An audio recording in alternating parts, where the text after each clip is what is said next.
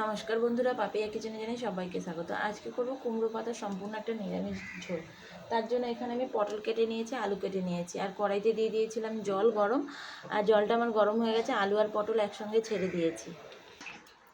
আলু পটলের সাথে আমি দিয়ে দেব কুমড়ো পাতা।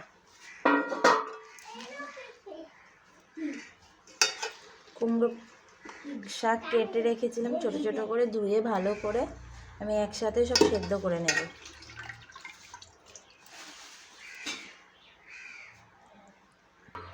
কুমড়ো শাকের উপরে আমি নুন ছড়িয়ে দেবো স্বাদ মতন। নুনটা দেওয়ার কারণ খুব তাড়াতাড়ি সেদ্ধ হয়ে যাবে। এটা সম্পূর্ণ নিরামিষ একটা রেসিপি।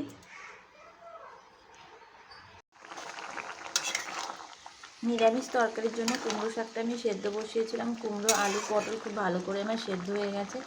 এখন দিয়ে দেবো আমি পরিমাণ মাপে হলুদ। আমি হলুদ দিয়ে দিয়েছি, হলুদ দিয়ে ভালো করে নেড়ে নেব। আর এই নিরামিষ রেসিপিটা আপনারা রুটি, পরোটা, ভাতের সাথে খেতে যেটার সাথে খাবেন সেটার সাথেই ভালো লাগবে। কাঁচা লঙ্কা চিড়ে দিয়েছি,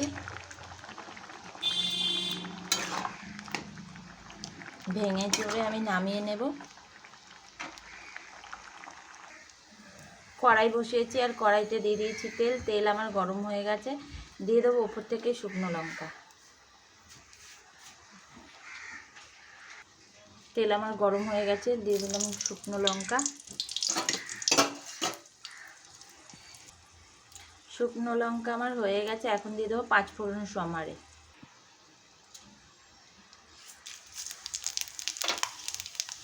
পাঁচফোড়নটা আমার হয়ে গেছে। এই সময় আমি দিয়ে দেবো ডালের বড়ি।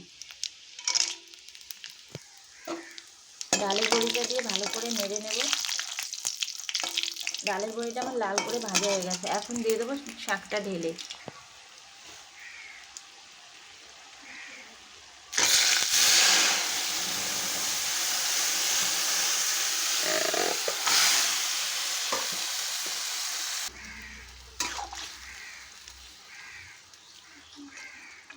সম্বার দিয়ে দিয়েছি পাঁচফোড়ন দিয়ে। আর এখন ডালের বড়িটা সেদ্ধ করার জন্য 5 মিনিট আমি ফুটিয়ে নেব শাকটা। ফুটিয়ে নিলেই আমার কুমড়ো পাতার ঝোল রেডি। কুমড়োর ঝোল আমার রেডি হয়ে গেছে। আর আমি এখন স্বাদ মতন একটু চিনি দিয়ে দেবো।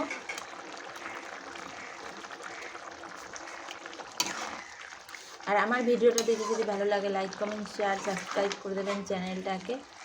আর এইভাবেই পাশে থাকবেন। এখনের মতন টাটা, দেখা হচ্ছে নেক্সট ভিডিওতে।